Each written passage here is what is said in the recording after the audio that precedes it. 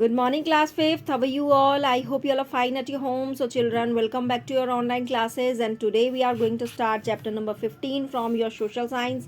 Some people never die. So, in this chapter, we will talk about those people who are never die. Who are never die, it means because they are still alive in our memories, because we still talk about them, we read about them.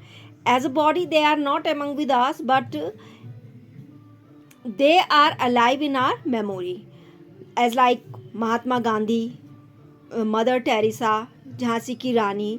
So still we are talk about them. हम अभी भी इन लोगों के बारे में बात करते हैं, इन लोगों के बारे में पढ़ते हैं, जानते हैं. तो इस वजह से ये क्या है, ये ऐसे लोग हैं कि जो शरीर से तो चले गए हैं दुनिया से, लेकिन हमारी यादों में अभी भी क्या है, ये लोग जिंदा हैं. तो ये ऐसे लोग जो होते हैं वो कभी नहीं मरते हैं. ऐसे पीपल्स को हम क्या कहते हैं, अमर हो जाते हैं जो लोग.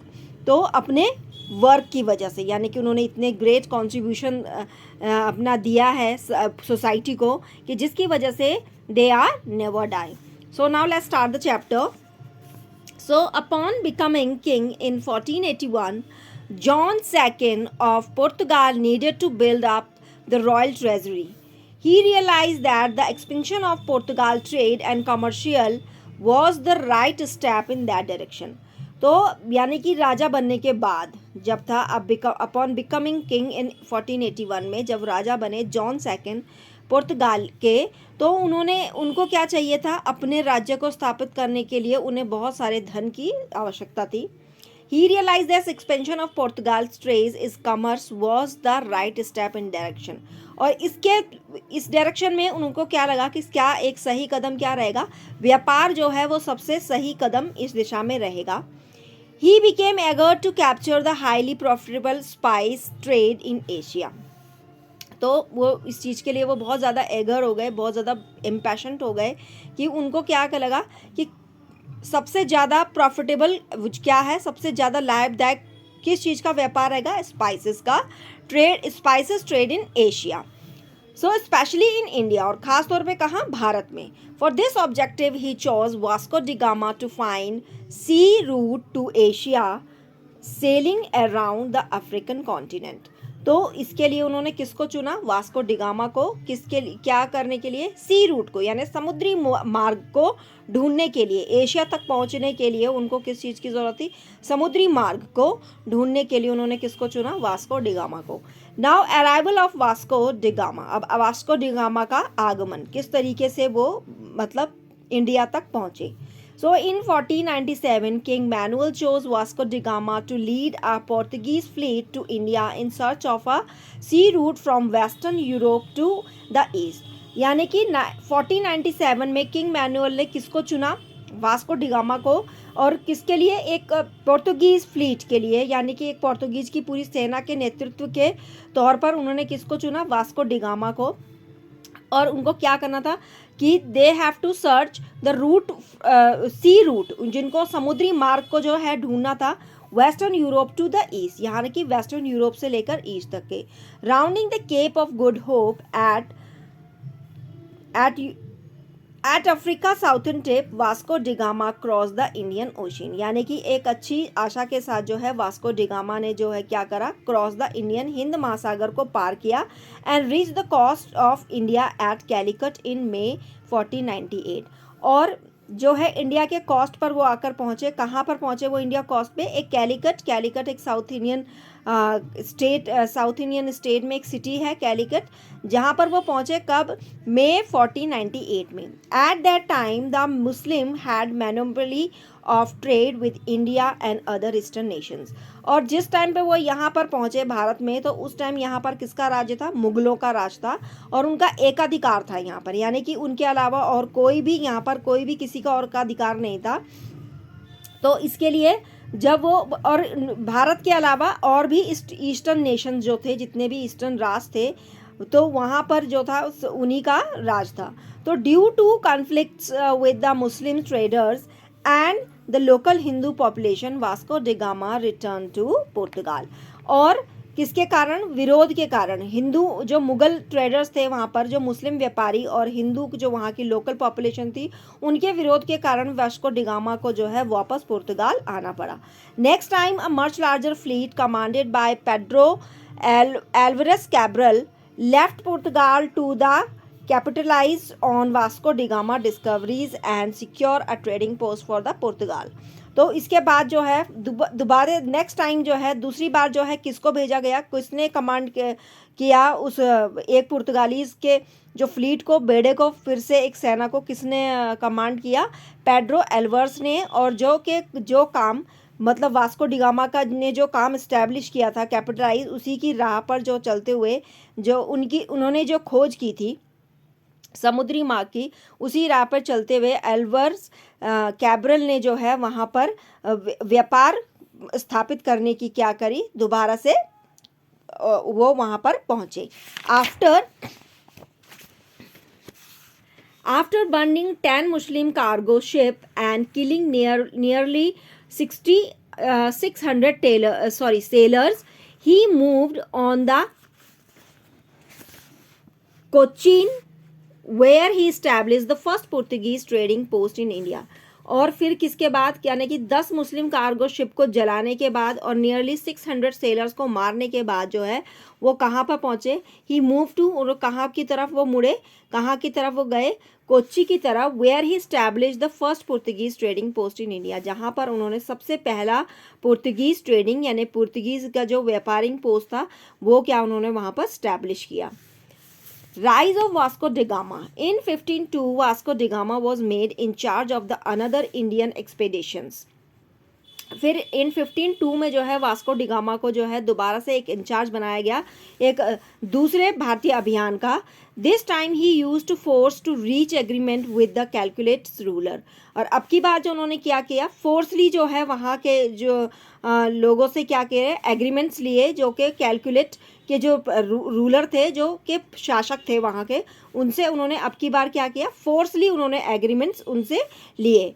फॉर द नेक्स्ट 20 ईयर्स, यानी कि अगले 20 सालों तक के लिए Vasco da Gama continue advice Portuguese ruler on Indian affair. और अगले 20 सालों तक जो है कंटिन्यू जो है वास्को डिगामा क्या करते रहे, एडवाइस करते रहे पुर्तगीज रूलर्स को, यानी कि पुर्तगीज के जो शासक थे उनको इंडियन अफेयर्स के बारे में। In 1524 he was appointed as a Portuguese viceroy in India. In December 1524 he died in Cochin. और इन दिसंबर 1524 में जो है वो डाइड हो गए, उनकी मृत्यु हुई। और कहाँ पे? कोची में। Now the British East India company, जो कि ब्रिटिश ईस्ट इंडिया कंपनी किस तरीके से जो है भारत में स्टैब्लिश हुई। Landing of Vasco da Gama open a new phase in India commercial history, यानी कि जो लैंडिंग वास्को डिगामा की लैंडिंग के बाद जो है यहाँ पर कई रास्ते जो है कमर्शियल यानी व्यापारिक इतिहास में जो है भारत में कई जो है फेजेस जो है खुले। Other European countries like France, Holland and England became eager to establish trade centers in India। इसके बाद मतलब पुर्तगीज़ के बाद जो है कई सारे जो यूरोपियन कंट्रीज़ जो थी वो बहुत ज़्यादा इम्पेशेंटली उन्होंने क्या सोचा कि वो भी क्या करेंगे, भारत में अपने व्यापार को स्टैब्लिश करने के लिए बहुत ज़्यादा क्या हुए, इम्पेशेंट हो गए। The European countries fought among themselves for supremacy and monopoly of trade in India. और जो यूरोपियन कंट्रीज थी वो आपस में ही क्या हो गए, एक दूसरे से लड़े, युद्ध करने लगे अपनी सत्ता को स्थापित करने के लिए, भारतीय व्यापार में अपने एकाधिकार को स्थापित करने के लिए भारत में। After a long struggle the British succeeded in ousting others from the Indian and then establish here the British East India Company। और इस काफ़ी लॉन्ग स्ट्रगल के बाद, काफ़ी लंबे संघर्ष के बाद आखिरकार कौन सफल हुए भारत में अपनी कंपनी स्थापित करने के लिए, जो ब्रिटिश थे। Others from the Indian and then establish here the British East India Company. और इस तरीके से यहाँ पर ब्रिटिश ईस्ट इंडिया कंपनी की स्थापित हुई भारत के अंदर। The company started its trade from Surat, और जो इस कंपनी ने अपना व्यापार कहाँ से शुरू किया? सूरत, जो कि कहाँ पर है? गुजरात में. Soon is expanded its trade to the whole of India, और इसके बाद इस जो है उन्होंने अपने व्यापार को पूरे भारत के अंदर फैला दिया. With the permission of the Mughal emperor Jahangir. किसकी परमिशन से? जो कि मुगल एम्परर थे उस टाइम पे यहाँ पर, जहांगीर, उनकी परमिशन से उन्होंने पूरे भारत के अंदर अपने व्यापार को फैलाया. In order to consolidate its position the company raised an army of its own in India. तो इसके बाद जो है in order to consolidate its position the company raised an army, और यहाँ जो है इस कंपनी ने क्या करी? अपनी आर्मी जो ये है यहाँ पर रेज्ड की, अपनी आर्मी उन्होंने अपनी जो है अपनी सेना यहाँ पर बनाई, it's own in India, Bharat के अंदर. Now sheets of British Raj in India, यानी कि जो पहला जो बीज था भारत के अंदर राज करने का, भारत के अंदर British sheets of British Raj in India, ये किस तरीके से यहाँ पर बीज डाला गया कि जो कि है ब्रिटिश ने यहाँ, ब्रिटिश लोगों का यहाँ पर जिस तरीके से ब्रिटिश लोगों ने यहाँ किया राज किया. The seeds of British Raj in India were sown by Robert Clive which were well taken care of by Wellesley and Dalhousie.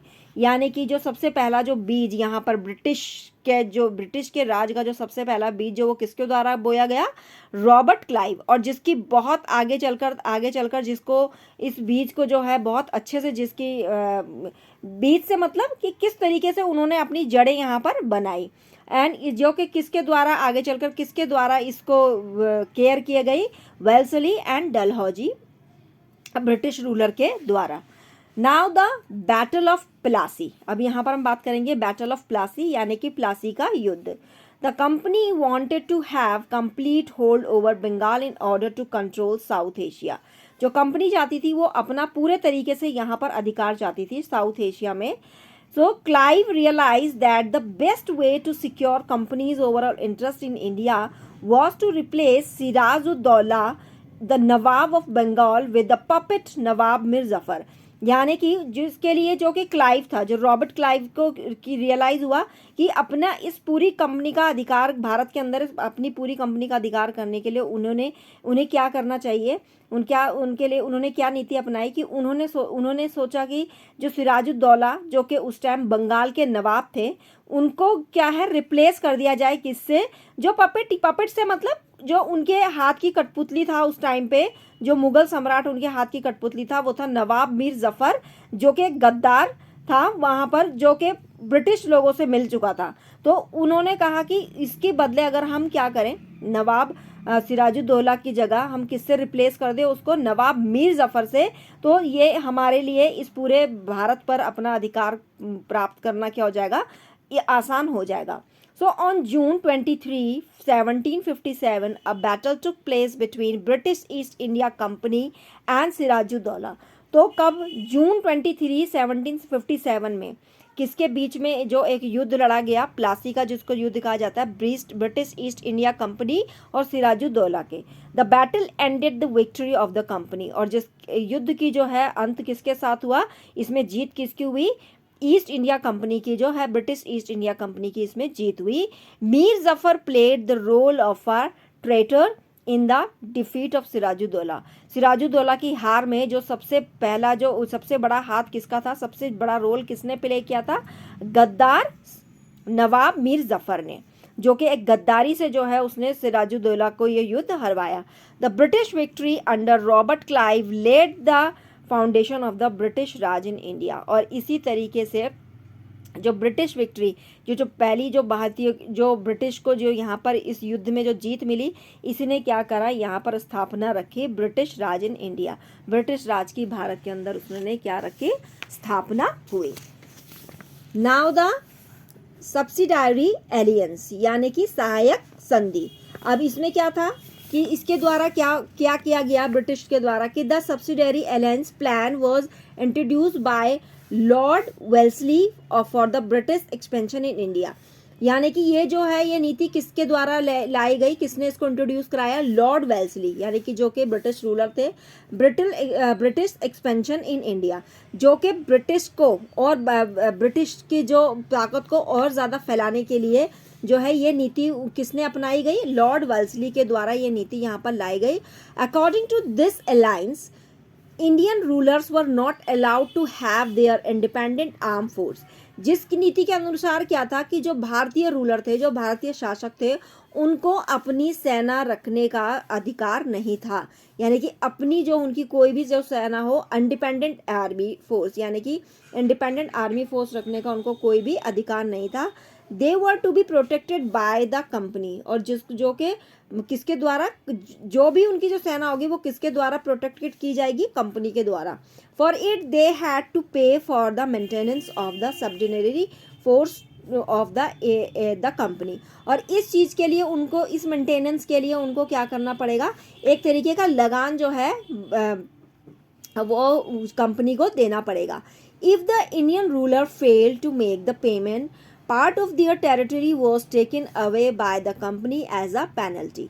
और अगर जो भारतीय शासक जो है अपने इस पेमेंट को देने में सफल नहीं रह पाते हैं, तो इस रूल के अकॉर्डिंग, इस नीति के अकॉर्डिंग जो है कि अगर वो नहीं रह पाते हैं सफल, तो उनको क्या करना पड़ेगा, अपनी टेरिटरी यानी अपने पूरे राज्य के में से एक जो हिस्सा है वो कंपनी को एज अ पेनल्टी उनको देना पड़ेगा। For example, the ruler of Awadh was forced to give half of his territory to the company in 1808। और जो कि फॉर एग्जांपल उदाहरण के तौर पे जो अवध के जो शासक थे उनको फोर्स के द्वारा जो है उनसे हाफ ऑफ टेरिटरी यानी उनके राज्य का आधा हिस्सा जो है फोर्सफुली जो है कंपनी ने ले लिया था इन 1801 में।